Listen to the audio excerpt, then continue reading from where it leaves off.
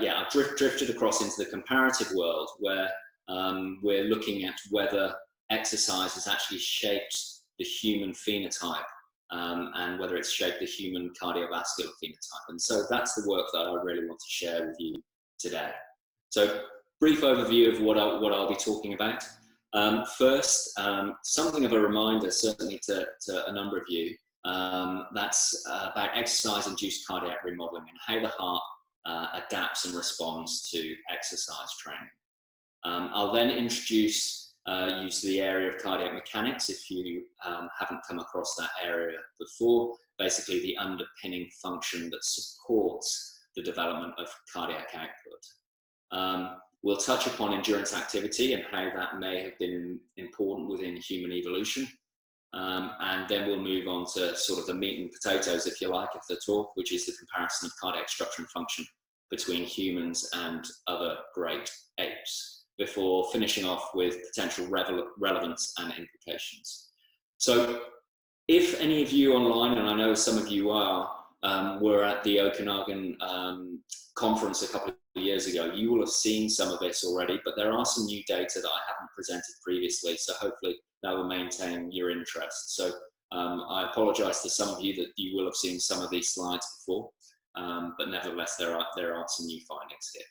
So exercise-induced cardiac remodeling, from a physiological perspective, this is this is physiology 101, if you like. But back in the late 19th century, physicians at that point in time were already realizing through very basic techniques of palpation and percussion that endurance exercise, and in this case, in the case of Henshin, cross-country skiing, resulted in enlargement of the heart and enlargement specifically of the left ventricle so that it can perform more work than normal.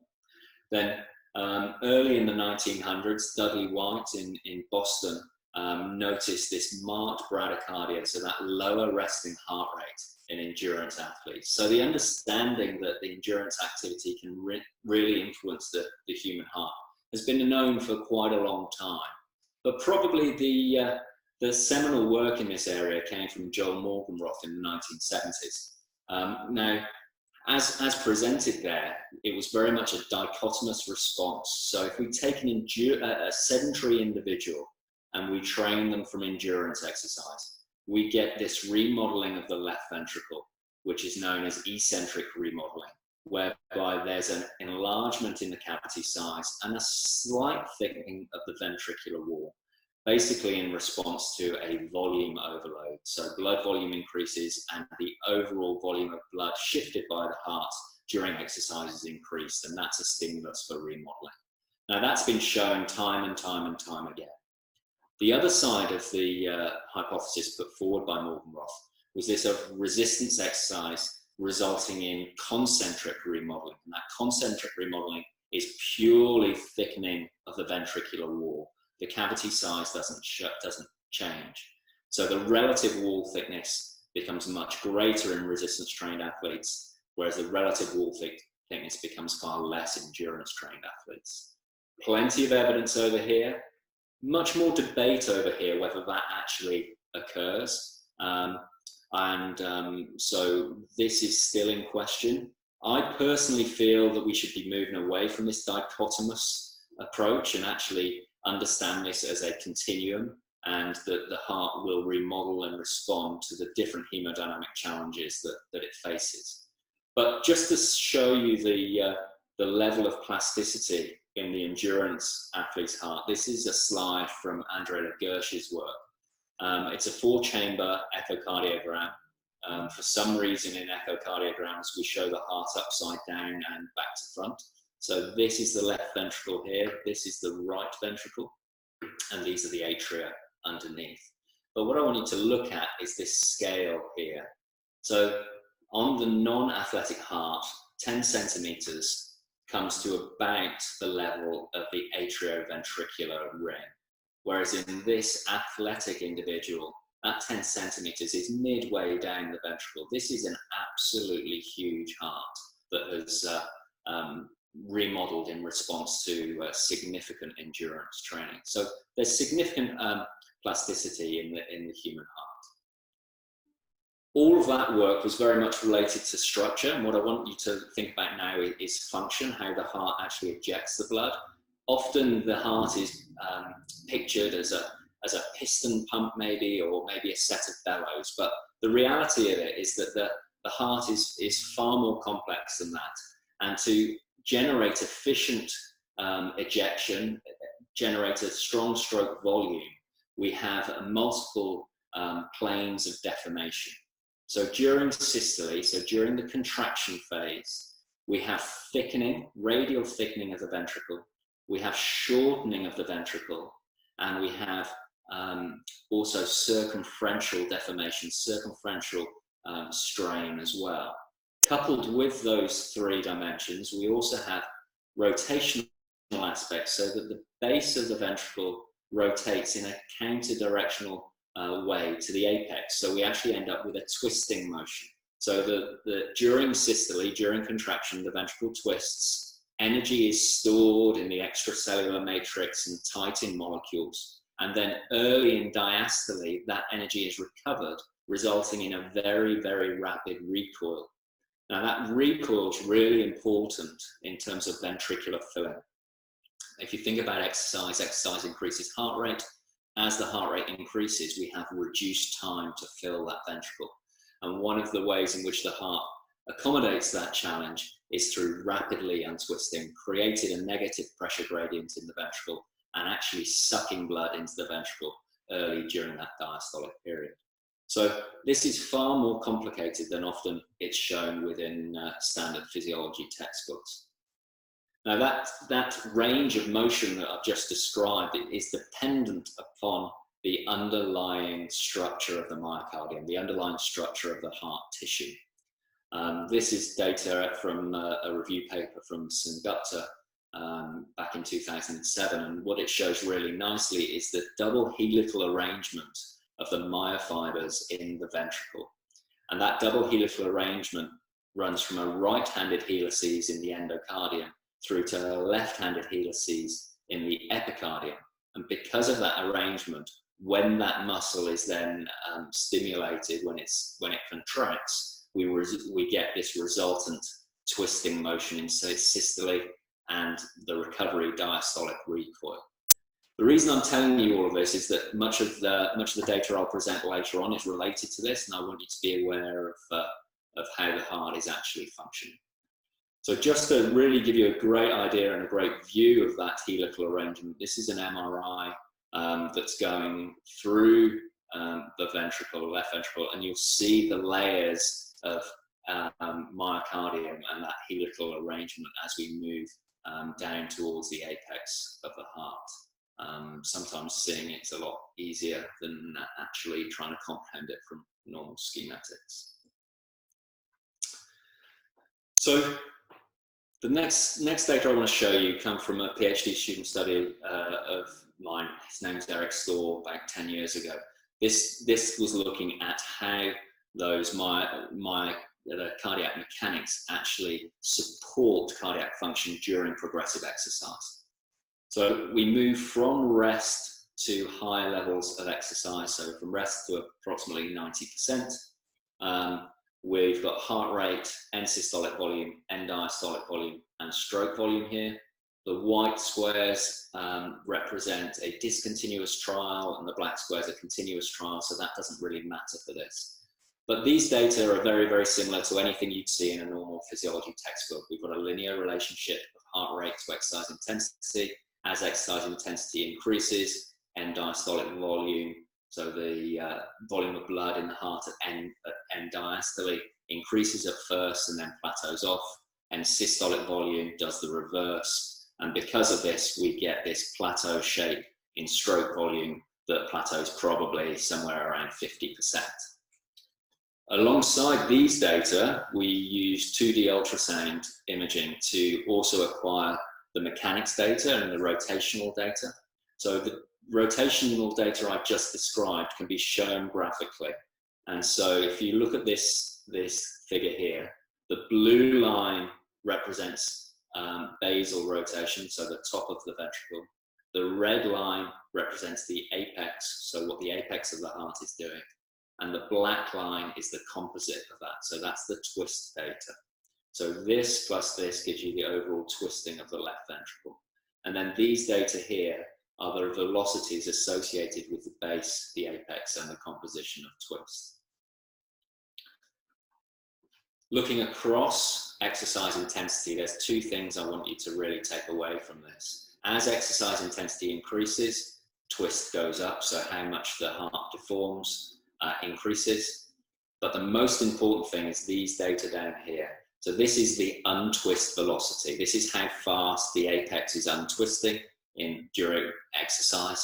And as exercise intensity increases, as heart rate goes up and the time for filling decreases, the untwist velocity gets higher and higher. So it creates a greater suction. We get a greater pressure gradient in the ventricle, and the ventricle is actually able to fill during a period where filling time is reduced because heart rate has gone up. So these are just some basic concepts that I want you to hopefully be able to take with you as we go into the next stage of the talk. But just as an interim summary, I want you to know that the human heart is acutely responsive to the prevailing demand and the changes in hemodynamic load, especially associated with exercise. Chronic remodeling to both pressure and volume load provides significant evidence for intrinsic plasticity of the heart, and that the ventricular function is predicated on the underpinning myocardial structure. And that will become quite important for the next thing that we start to talk about. Okay, Chris, I'll just pause there, see if there's any immediate questions on the intro.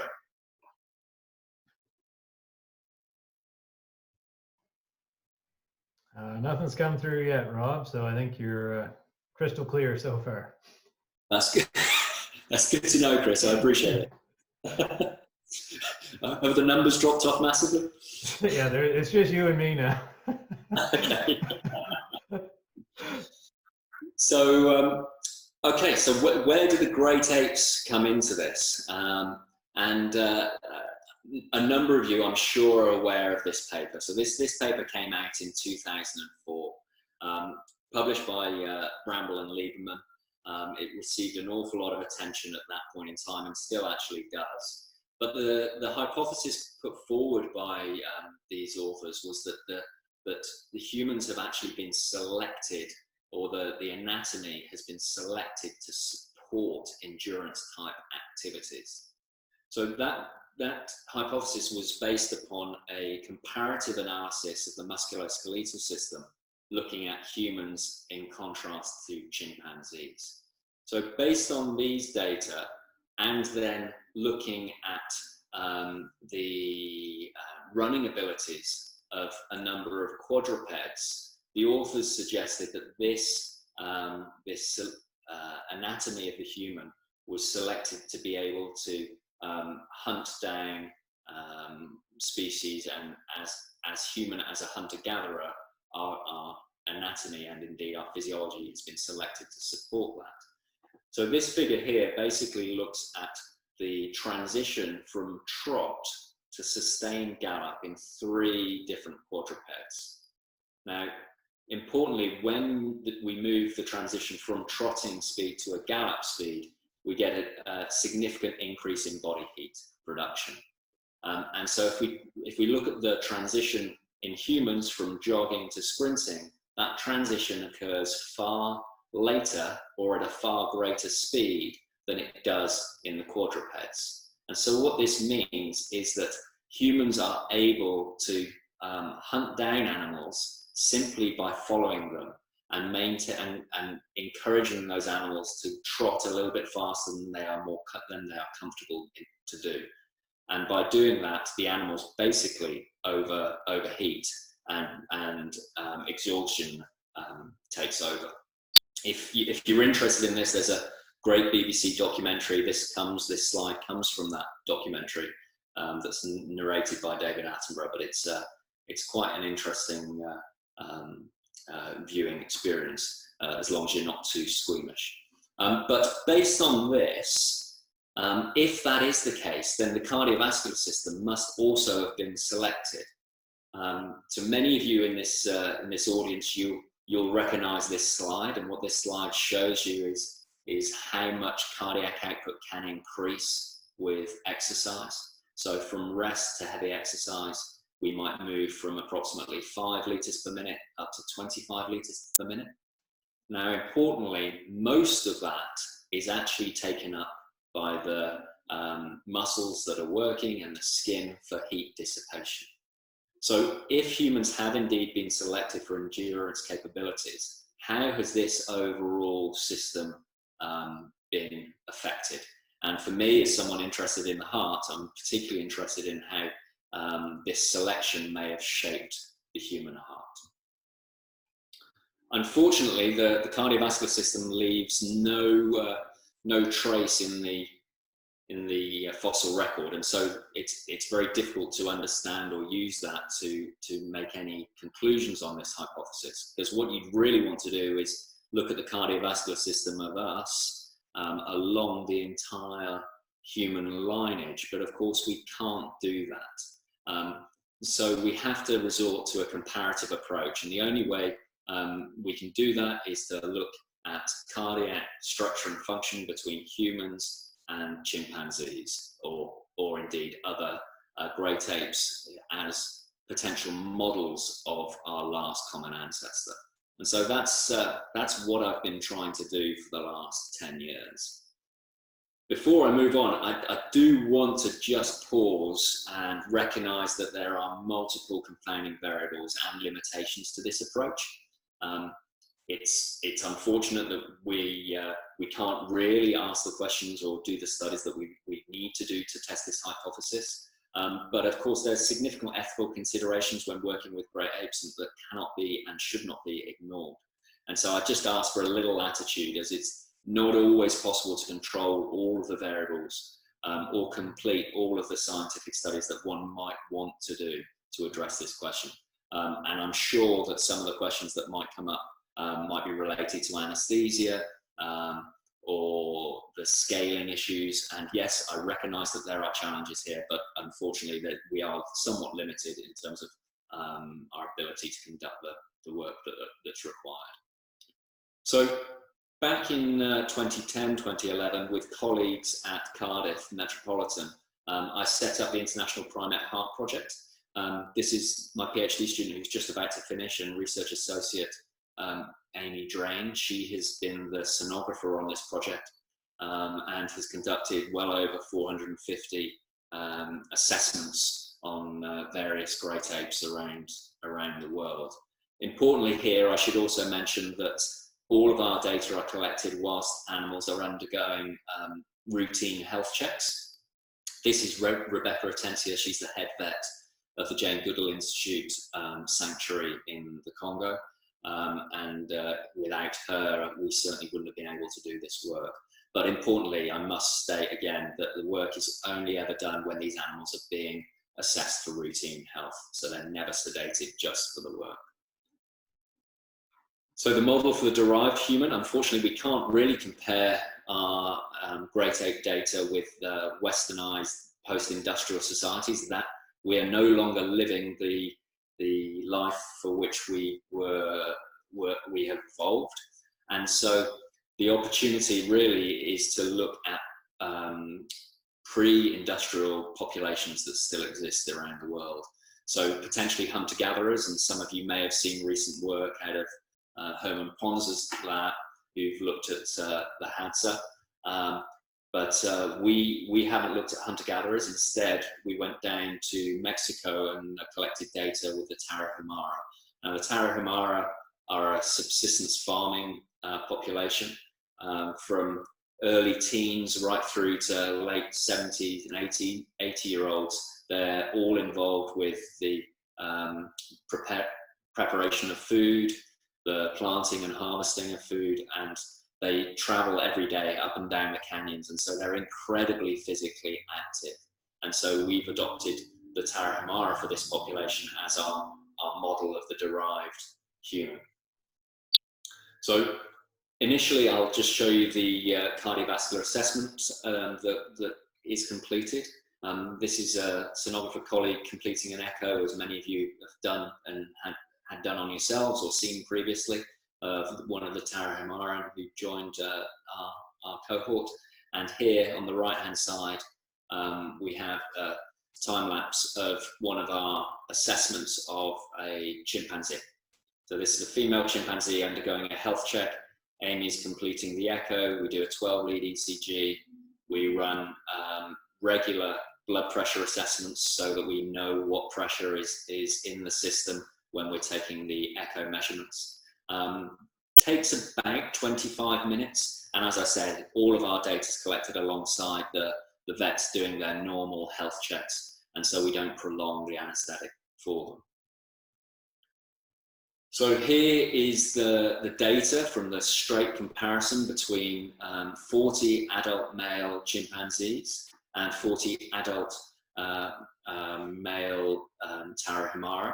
Unfortunately, due to cultural sensitivities, we weren't able to collect female data, but we have the female data for the chimpanzees, and in our next trip down to Mexico, we very much hope to be able to collect the female data to go alongside this.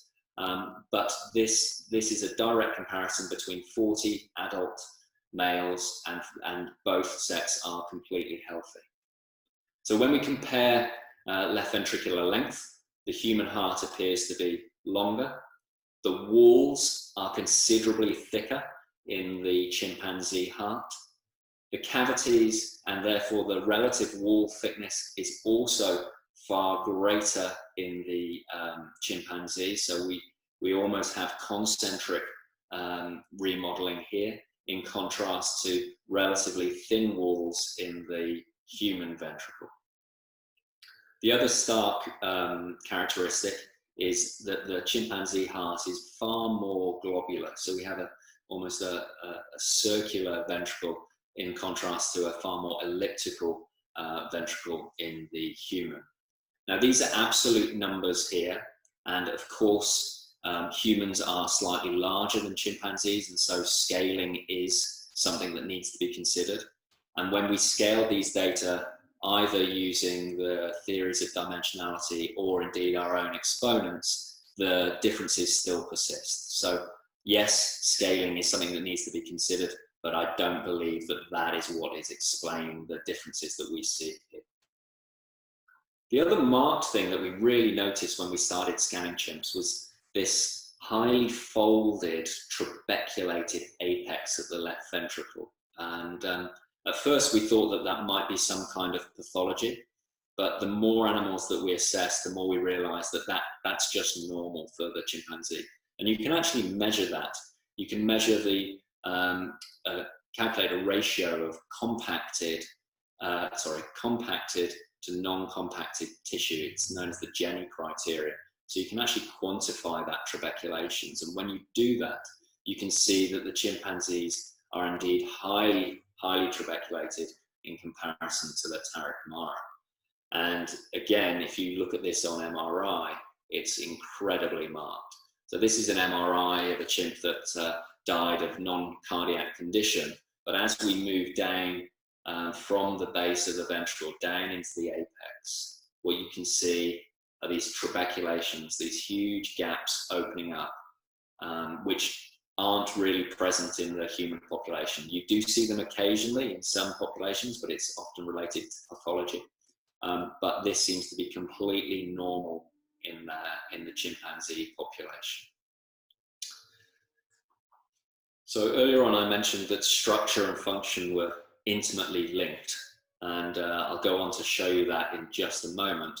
But I also want you to know that we also collected the data in a group of gorillas, and we show exactly the same phenotype. So the structure that we are describing, we believe, is the primitive phenotype, as gorillas and chimpanzees on that lineage both show the same type of ventricular structure. So moving on to the function, and I mentioned the rotational mechanics earlier on in relation to humans. If we compare the rotation at the ventricular base in the chimpanzees versus the Tarahumara, so we have a positive rotation during systole, during the contraction period, but then comes back down negative during diastole. Whilst there's a little bit of difference, the overall shape of the curve is very, very, very similar, which is in stark contrast to the apical rotation. So the apex in the Tarahumara is highly mobile, and we get this counter-directional rotation that I was describing earlier on. But the apical rotation in the chimpanzees is completely absent. And we believe that it's absent because of this structural situation that we have with the chimpanzee ventricle. The fibers are simply not aligned to be able to rotate in the same way that they are in the human heart, which means that overall the twist during systole is markedly reduced in the chimpanzees, and that important diastolic untwisting velocity that I described earlier on, which is important for ventricular filling, is also absent in the chimpanzees. So this functional adaptation, we believe, is highly important in terms of the human heart being able to augment cardiac output, which of course would be critical for the hunter-gatherers in terms of persistent hunting. So again, another brief summary, and pause for questions if there are any. The chimpanzees clearly have thicker ventricular walls, a much more rounded ventricle, and a highly trabeculated left ventricular apex. In contrast, the humans possess a highly mobile functional left ventricle that probably aids the filling during periods of elevated heart rate where the time for filling is reduced. It's our belief that these derived features may have been selected to support species-specific activity patterns. Okay, I'll just pause there again, Chris, if any questions have come in. No, nothing yet. You're still good. Okay, I have to say this is very strange doing a talk like this. Not seeing anyone's face, but we'll keep going. So everyone's smiling, I'm sure of it. I'm sure. From an evolutionary perspective, when we talk about a derived adaptation, that change is often associated with a trade-off.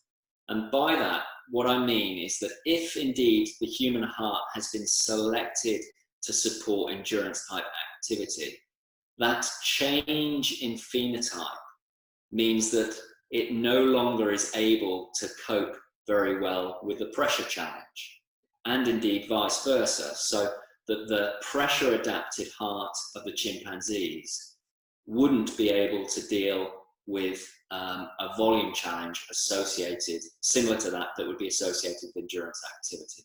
So we trade off the ability to handle volume for the loss of the ability to handle pressure. Now, I'd love to be able to test that appropriately, but of course I can't, because I cannot manipulate the hemodynamics within the chimpanzee population. So instead of doing that, what we decided to do is to assess the potential of a trade-off within the human physiologic model. So within two different hearts that have been adapted for volume or pressure. So we recruited a group of endurance-trained athletes and a group of American football linemen. And they went through a 3-month period of training intensification. And we assessed them using ultrasound, cardiac ultrasound, pre and post that training. And we pretty much show the dichotomous response that Morgenroth showed back in the 1970s.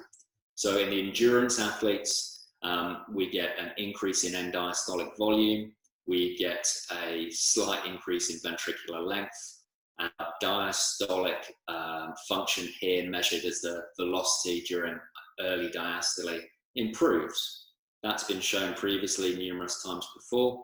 And then in our linemen, we see an increase in wall thickness and an increase in relative wall thickness. Now, I mentioned earlier on that this kind of adaptation is under debate, and the key thing that I need to let you know here is that as well as increasing wall thickness, these individuals also became mildly hypertensive. So this adaptation that we see in their ventricle, I don't think is just related to the pressure that they see during training. There is also a chronic remodeling in response to a higher blood pressure. So after this training period, we end up with two groups of individuals with differentially remodeled hearts, one remodeled for volume and one remodeled for pressure. To test the trade-off theory, we then expose those hearts to a volume challenge and a pressure challenge. So along the bottom, we have relative wall thickness. So this is our measure of cardiac remodeling, if you like. We have our strength-trained athletes on the right-hand side and our endurance-trained athletes on the left-hand side based on their relative wall thickness. We then have a functional measure in response to either saline, volume, or hand grip pressure challenge, and that is a change in stroke volume. So we were looking at how well the heart can respond to a volume challenge and a pressure challenge. If we look at the triangles first, these are the responses to volume. And when you push volume into the endurance-trained individuals, they are able to accept that volume, that increased volume, and their stroke volume actually increases. In contrast to that, the strength athletes really don't increase that much, or certainly not to the same degree. So this suggests that the endurance-trained remodeled heart can cope with and manage a volume challenge relatively well. If we look at the flip of that and look at what happens with a pressure challenge, those endurance athletes fail quite dramatically in the face of a pressure challenge. So we have individuals reducing stroke volume by maybe as much as 30 to 40%. In contrast, those athletes who have a strength-trained remodeled heart are able to maintain stroke volume in the face of a pressure challenge. So to us, this characterizes that there is indeed a trade-off, albeit this is in the human physiologic model and it isn't in the comparative model between chimps and humans. So although we can't directly test that trade-off from chimps to humans, we can explore pressure and volume adaptations between chimps and different groups of humans. And to do that, we conducted a principal component analysis. This wasn't something that I was familiar with before we started this work, but this analysis enables us to distill multiple echocardiographic variables into a single surrogate, if you like, of pressure and volume. So we've entered the data for chimpanzees, American football linemen, long distance runners, and the Tarahumara, and also a group of sedentary Americans. So all of these individuals got entered into the analysis, and data related that we believed were related to pressure adaptation, so wall thickness, mid-wall thickness, pressure, and systolic myocardial velocity, all have been shown to be related to pressure previously. We put those into the principal component analysis, and our first principal component explains almost 60% of the variance of those groups. We then did something similar, but in this time we looked at volume measures, so measures such as cardiac output, stroke volume, mitral valve, early filling velocity, left ventricular outflow tract diameter. So measures related to volume, and identified a principal component there that explained 47% almost of the difference between the groups. So these are almost surrogate measures of pressure adaptation and volume adaptation. Taking those principal components and running them through a general linear model, we're able to test the differences between the different groups we have here. So first off, I'd draw your attention to the straight chimpanzee Tarahumara comparison. So that to us is the step from an evolutionary perspective that has occurred. And if we look first at the pressure adaptation, what we can see is that the chimpanzees are positively pressure adapted, whereas the Tarahumara are negatively pressure adapted. In contrast, from a volume perspective, the chimpanzees are negatively adapted and the Tarahumara are modestly volume adapted. So that's the shift, if you like, and the derived phenotype. So we believe that the Tarahumara probably represent the derived phenotype from a balance of pressure and volume adaptation. The second interesting component of this analysis is looking at the phenotypic plasticity, or the difference between the four human groups here. And I've just described that trade-off in terms of pressure and volume that we assessed, and you can see that quite clearly here. So long-distance runners, similar to the Tarahumara, are negatively adapted for pressure. In contrast, the American football linemen are positively adapted to pressure. When we look at volume, the American football linemen are negatively adapted to volume, but the long distance runners are exceptionally well adapted to volume, even more so than the Tarahumara. So this shows us that trade-off that I previously described. The additional group here, the sedentary Americans, are the ones where things begin to get really quite interesting for us, especially from a health perspective. So this group of 40 adult male sedentary Americans, they are not hypertensive, so they're normotensive. They are just normal individuals living their lives. They're healthy, but they aren't physically active. So when we start to look at those individuals, it appears that they have actually shifted right, and so they are becoming more pressure adapted, even though they are not hypertensive. So there seems to be some remodeling related to pressure that is not related to hypertension starting.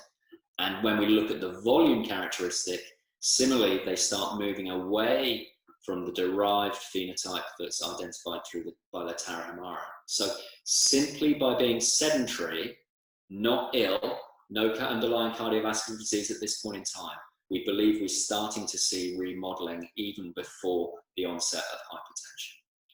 So this made us suggest that the derived human phenotype is actually dependent on regular exposure to endurance type activities. And so it gives a bit of an evolutionary context of why we should be doing more endurance type activity. So what's the relevance of this? Well, when we were down in Mexico, we were also able to take an extended data set related to blood pressure. So these are data from about 100 of, just over 100, 110 Tarahumara from age of about 16 through to 80. And what you can see here is that blood pressure does not change across age in this cohort. Now, remember I said earlier on that these individuals are physically active for their entire lives. Contrast that, if you like, with the NHANES data. So this is the large American health survey that's conducted periodically. And these data show that what has been shown multiple times before in post-industrial populations, that by the 4th decade of life, we see an increase in systolic pressure. We see the onset of hypertension. We see the onset of hypertensive heart disease. So these data for us really set up the next stage of what we want to look at. So, but what is it about the Tarahumara? Is it their physical activity? Is it underlying genetics? Is it their diet? Is it a combination of all of the above that means that they maintain healthy blood pressure through their lifetime? And that's really the focus of the work that we want to undertake moving forward. So overall, the work that I've done today, and hopefully will continue to do in the future, is really looking at addressing this overarching hypothesis, and that being that adaptations for endurance predispose post-industrial humans to cardiovascular disease, because those post-industrial humans are living outside of the evolutionary niche that we've been selected for. So what does that look like? So we move from our last common ancestor down the chimpanzee gorilla lineage, and what we have is a pressure adapted heart. In contrast, humans have moved in this direction and have a selected heart that's able to augment cardiac output, and it's a volume adapted heart. Now, whilst I'm looking at just hearts here, it's likely that the whole cardiovascular system is also probably followed a similar line, but we need to collect the data to do that, to say that with some certainty. But in evolving and selecting for this phenotype, there's been a trade-off whereby the human cardiovascular system is not very good. It's not primed for dealing with high pressures, unlike the ape lineage. Now, that really isn't a problem if we continue this kind of activity. But of course, in the post-industrial world, we're not doing this. We're doing far more of sitting. We're also eating poorly. And so this sets up a vicious cycle of activities outside of the niche that we've been selected for, alongside the trade-off, so we're not very good at dealing with pressure, which ultimately can result in hypertensive heart disease.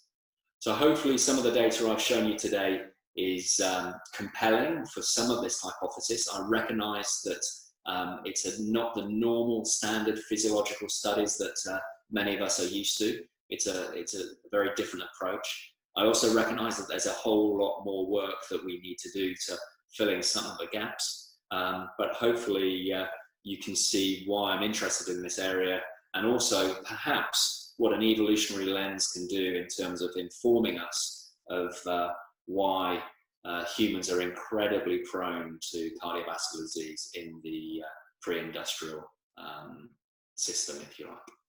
So I'll just finish off by acknowledging there's a huge number of people involved with this work. These are some of my academic colleagues that have made this work possible. And I have to thank all of the many, many people who were involved with the data collection at the sanctuaries in Africa. My slides have just crashed, but fortunately, I think I've just managed to get to the end. And I'll pass over to Chris for any questions. Thank you.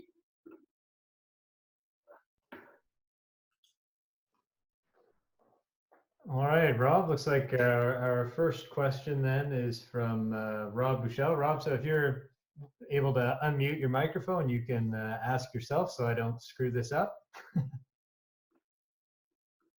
Hi, Rob, thanks very much. A great talk, really interesting. I was curious about the pressure adapted versus volume adapted hearts and the species comparison. And the question of the impact of limb dominance and its potential role in the remodeling phenotypes that you see. So, for example, I think of in humans, when arms are engaged in exercise versus legs engaged in exercise, the blood pressure response is substantially higher when the arms are engaged, at least in humans.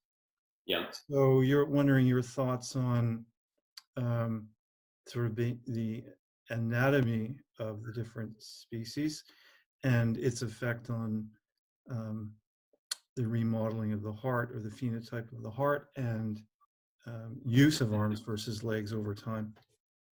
Yeah. So, I mean, it would be great to actually understand what is going on with pressure in the chimps during exercise. Unfortunately, it's just not possible to collect those data. I mean, the type of activity is remarkably different. So obviously, a lot of the time the chimps are moving around on all fours, so they knuckle walk, or they're in the trees climbing and swinging between branches. So the anatomy is remarkably different. They're far longer arms. So I don't really know what's happening from a pressure perspective, but you're absolutely right in terms of the human athletes who engage with upper body exercise. The pressure response is far greater.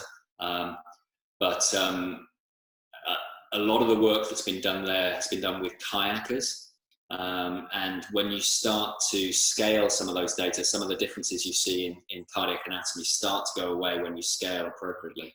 But there is undoubtedly a potent stimulus of upper body exercise for cardiovascular and specifically ventricular remodeling, no doubt. So I guess in short, I'd love to be able to tell you more, but until I can collect those data on the chimps, I think I'll be speculating probably more so than I should. Thanks. If I can just have take a follow-up question. The human is sort of volume remodeled. If we think of species comparisons of the size of the heart relative to body mass of different species, humans are quite low. compared to others, and wonder your thoughts on evolutionary adaptations of heart size with upright posture. Well, I'd like to see the data you're talking about in terms of overall size of the heart in relative to overall body size, because my understanding is that mammals are remarkably quite similar when you scale appropriately. Is that not what you're saying? I think there, your point's well taken. There's some debate about the data, but I think humans are quite low relative to other species, in the range of about 0.4 to 0.5 per body mass, so heart mass versus total body mass, and I think even lower than the cow, for example, whereas some of the smaller species and more aerobic species have a much larger relative heart volume. And of course, the heart rates are remarkably different as well. And so it all comes together in terms of how they meet their metabolic demands. So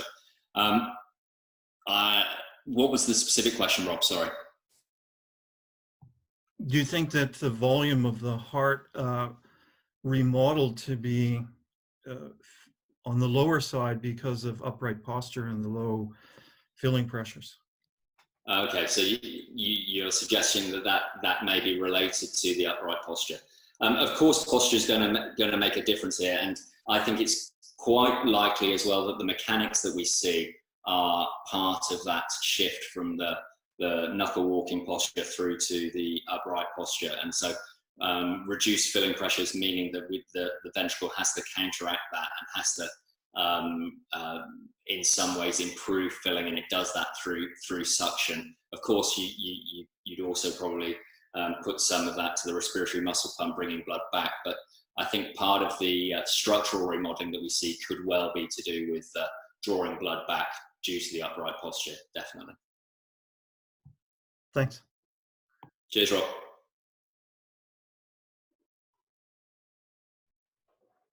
Hey, Rob, I think the next question was from some angry football players. They were wondering if their data would suggest that their heart is going to be predisposing them to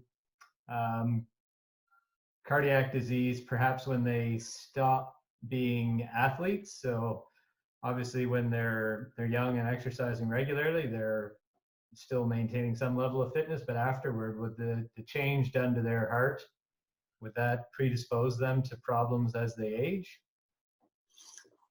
I think it's a really important question, and it gets to the idea of what should we be prescribing people. Now, earlier on I mentioned that I think that there's a continuum of adaptation, and I think at either end of that continuum, if you are a solely ultra endurance individual, you probably have the potential to cause some harm.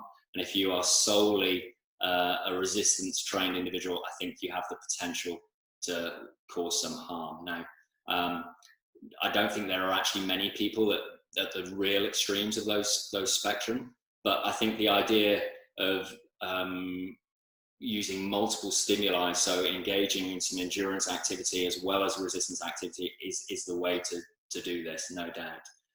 Interestingly, those football players that I described here, then becoming slightly hypertensive has been shown 3 or 4 times now. So something going on with their life at that point of training, whether it's directly related to the training or directly related to their lifestyle, it's difficult to tell at the moment. But there is evidence to suggest that there is hypertension ensues in that specific cohort of athletes. Thanks. Anyone else have any questions that they would like to send via the chat function here that we can ask Rob while we're all still here?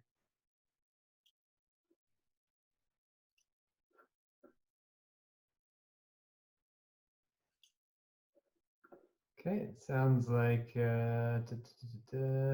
so if Sydney would like to unmute and ask their question, that would be great. Great, thanks, Rob.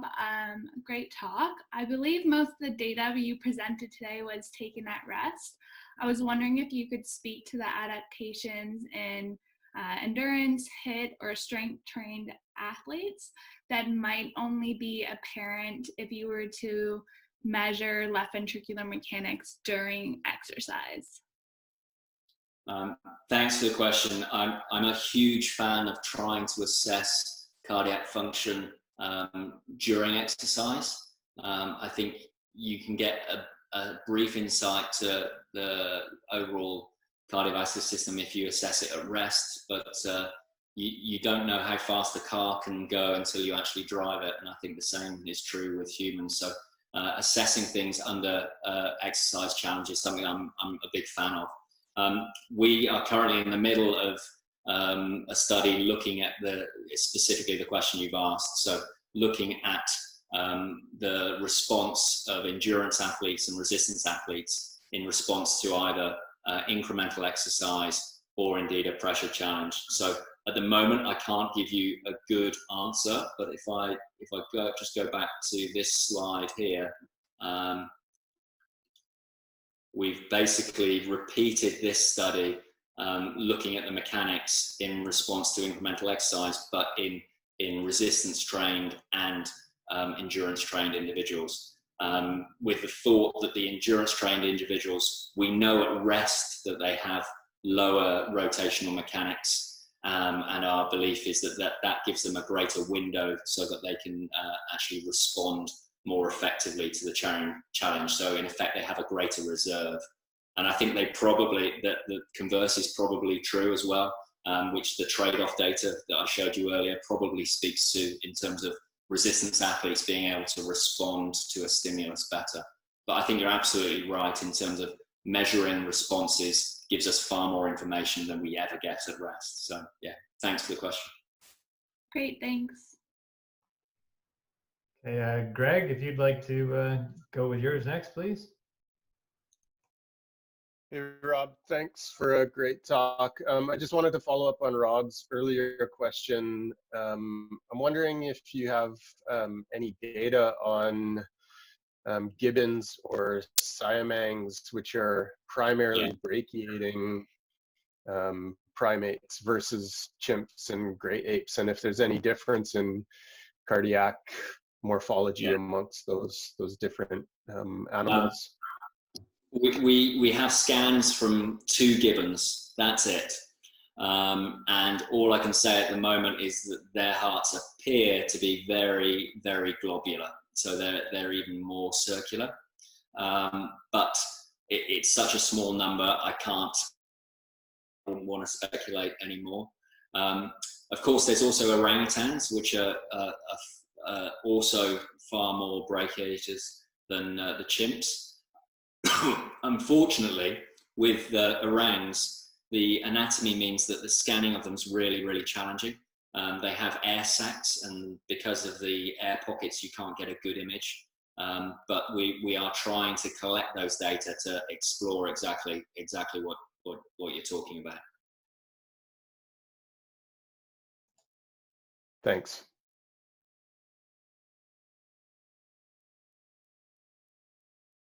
Okay, well, it's 4 o'clock, so unless there are any last minute questions here, we'll thank Rob once again. If we could, we would all clap for you here, Rob. Otherwise, otherwise we will be back next week with the talk by Rod Bushell, the director from the Vancouver School of Kinesiology. So we will have heard from both directors, and then we will work our way through the other speakers in the next couple of months. Well, thank you, Chris, and thank you everyone for attending, and I look forward to seeing you all again next week.